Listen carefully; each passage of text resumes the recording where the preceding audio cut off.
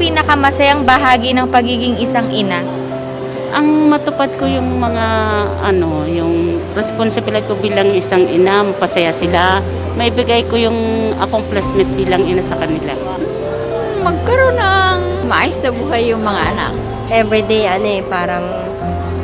parang bago sa pagiging nanay. Tsaka masaya maging isang nanay.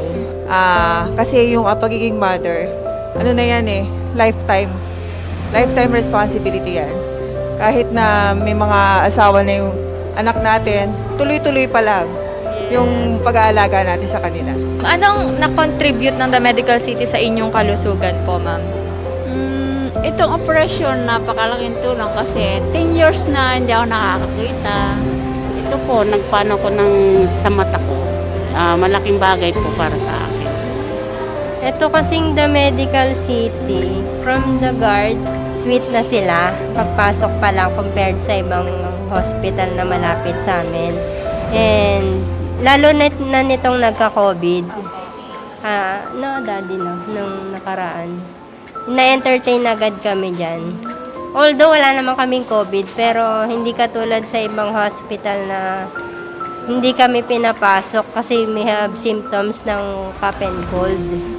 Ano po ang mensahe nyo sa mga ina at magiging ina ngayong Mother's Day? Mahalin nila ng lubusan yung mga anak nila, lalong higit pag maliit pa. Dahil pag malaki na, hindi na nila mayayapos kasi mayayapos na ng iba. Mahalin nila yung anak nila para pagdating ng araw ay aarugain sila. Dapat ready ka ng maging mother. Being a nanay, maraming task sa buhay, tsaka serving the whole family talaga ang pagiging nanay. Mama, happy Mother's Day. Thank you for everything. I love you. Okay, to all the mothers out there, actually everybody, the whole family, appreciate the work that you do. And even if they don't say it, they show their concern towards their mothers. That's the best gift for me.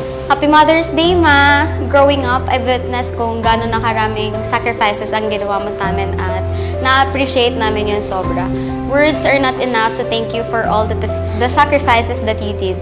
And again, Happy Mother's Day, Ma! I love you so much! Happy Mother's Day, Ma! And thank you sa walang sawang pagsusuporta sa akin. Sa career ko, sa pag-aaral ko, and syempre sa walang sawang pag-aalaga mo sa akin up until now, kahit dalaga na ako. So ayun, mahal na mahal kita and Happy Mother's Day again. Bye-bye! Happy Mother's Day, Ma. Thank you for taking care of me. I love you. You're the best. Ay, mahal ko. Mami, mahal na mahal kita. Happy Mother's Day.